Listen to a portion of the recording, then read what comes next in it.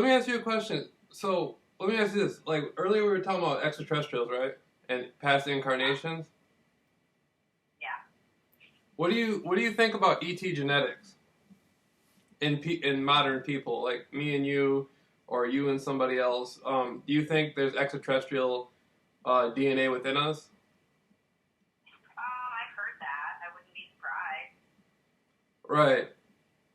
The concept is like this: like humans were at like a primal state, and genetics were artificially like disseminated to humans for their own growth for different reasons. Humans may have been used to carry out certain tasks, and like a genetic intervention, sort of like in the Book of Genesis, and Yeah. and those genetics are still within humans today. So you have humans, but then humans are made up of different ET genes, and some people can use that ability for paranormal, psychic, astral projection, different sorts of things. Do you think there might be something to that? Yeah, well, okay, so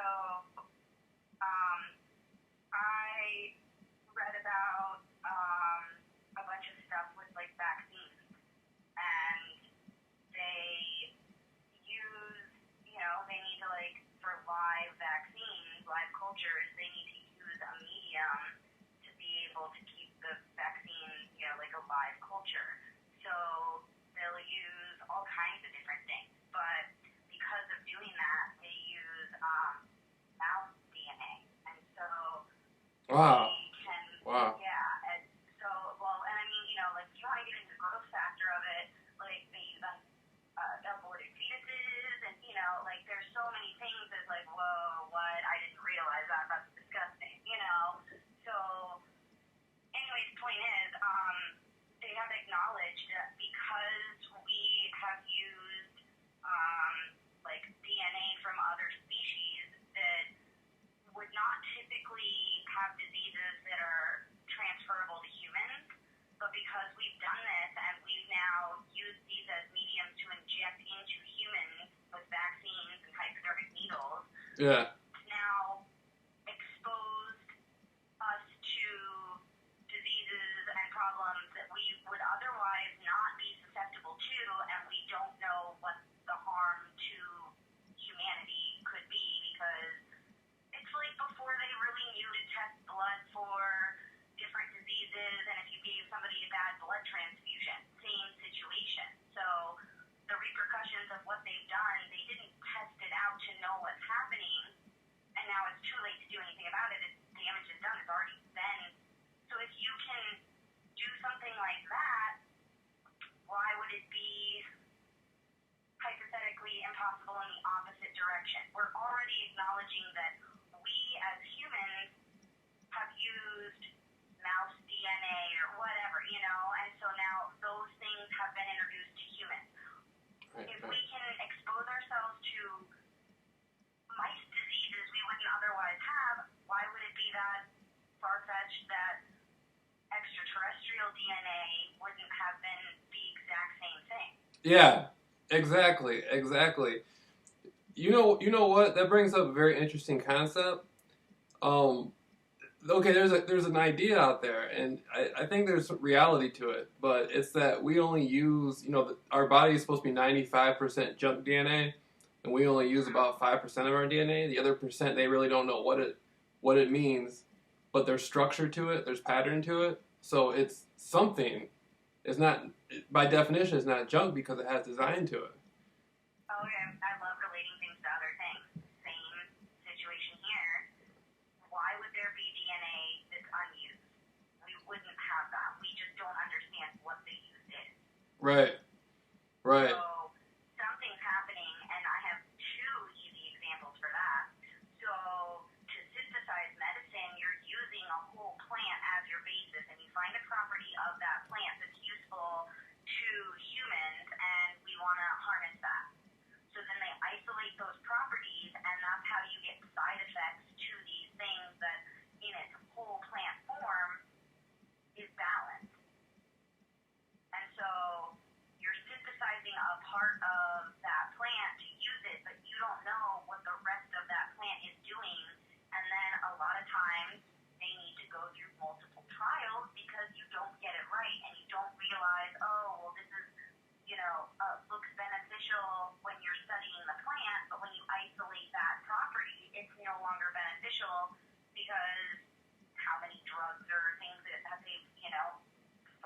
because it's not what they thought it would be. So, in that, there you go for that. But then on the flip side, That's like, deep. well, I like talking to you because you, like, have a similar mindset. So there's all these different things that, like, you can get into the thought process of these things and relate them to other situations to make more sense out of it, or, you know, like, this is a pretty logical, you know, conversation about what most people think is irrational.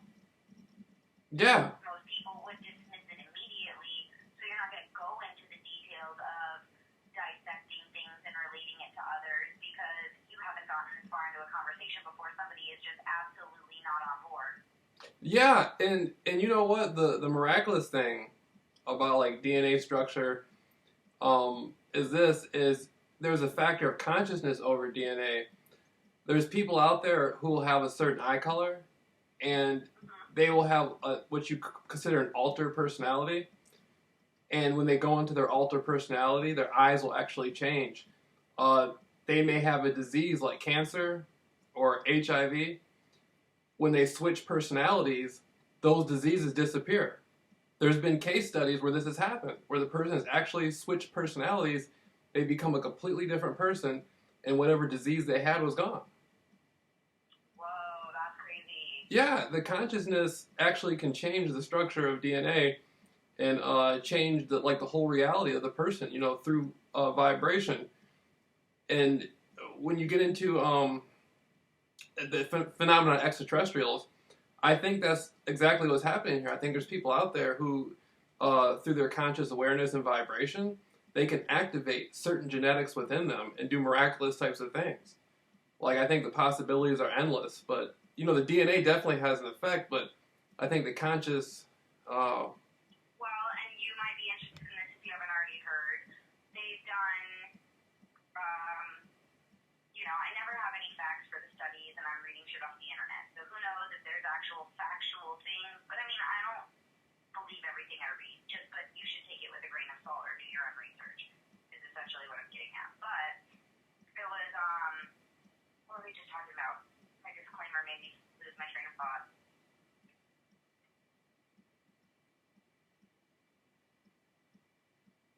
I don't know. It'll come back to me, but it's gone. Oh, the DNA. Okay. They've done studies, and there are DNA markers that you can identify survivors of the Holocaust. Right. And so if you can look at someone's DNA and know that their genetic line is a Holocaust survivor, that did something to alter your DNA. So now, I mean, there is physical situations to it. There's a lot. But the fact that severe trauma can alter your DNA. So it doesn't have to be the Holocaust. It could be anything. And there, that gets into, like, epigenetics, and it gets into, like, ancestral DNA, but it also ties into what you're talking about right now. So if you can be so affected by trauma that you can change, your DNA can change, again, it is possible to change. So why would it not be possible to do it on purpose or with intention? Yeah, to purpose. You're saying like to artificially or purposely create. So if you are talking about studies where somebody's, you know, eye color changes or diseases that wouldn't just disappear things like that, this is altering the DNA in a, like, immediate fashion. That's impossible. That's impossible based on what people say, but here you are talking about this happens. So you can't dismiss it. Same thing, I got into an argument with someone about the DNA thing I just told you, and they did not believe me. I had to go back and find the article that I read to prove, it's, you know, ancestral DNA. So say I've got a long line of abusive family, you know, upbringing. My parents and grandparents and great-great-grandparents, and you just keep going forever. It was always abusive, and it just continues. It's a cycle, and then it gets passed on and passed on and passed on. Okay, at some point, I rise up and say, this is unacceptable behavior, and I'm not going to stand for it.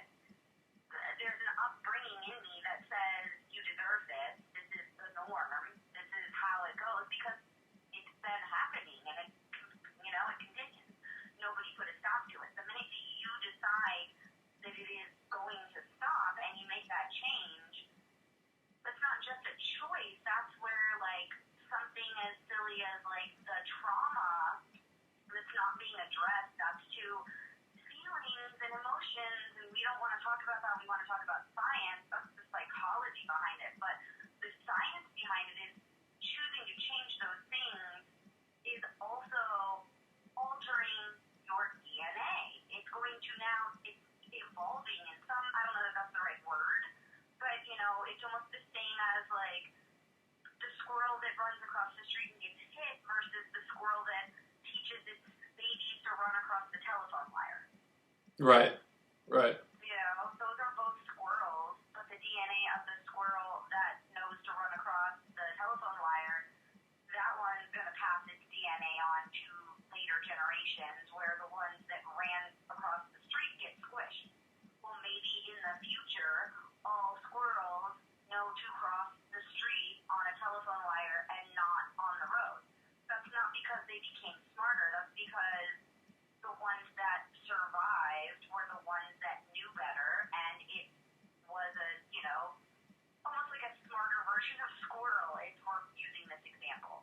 Right. You know, so Right. now that is somehow that's programmed. DNA is just human or animal or whatever species programming. It's the blueprint behind whatever organism that is. You know, if we're boiling it down. And I've noticed that there's a strong, within the DNA, there's a strong genetic memory factor. There are birds who will actually try to land at places where there used to be islands, and the islands are gone. The islands are submerged underwater, but the birds continue to try to land on these places. It's They know that it was there and they right. learned, but are you talking like birds that have not been there? Like the babies of the birds that Yeah. the islands were there? Yeah, generations later, like some of these islands have been underwater for at least a few hundred years or thousands of years. And the birds, even though the islands are underwater, somehow the birds know to try to attempt it. They will go down and look for the land that used to be there to land. And it's a, Wow. yeah. And that's where, like, that's cool. And if you could understand what's really going on there, because after hundreds of years, that's like a broken habit that should have been broken. Yeah. You know, Yeah. the ones, just like the squirrel example, the ones that are smart, that don't waste the time and energy to stop at an island, continue on, and maybe the ones that stop at the island don't, you know, survive or whatever. But, like, somehow that should have gotten weeded out over hundreds of years. They should have recalculated. So why is it? What is it about that? That's, you know, and I really do think that DNA and all that kind of stuff, it really... Ancestral DNA was something I looked into. I mean, I want to look into it even more. But, you know, if you think about the way people are, you know, somebody's a strong-willed person, somebody's, you know, a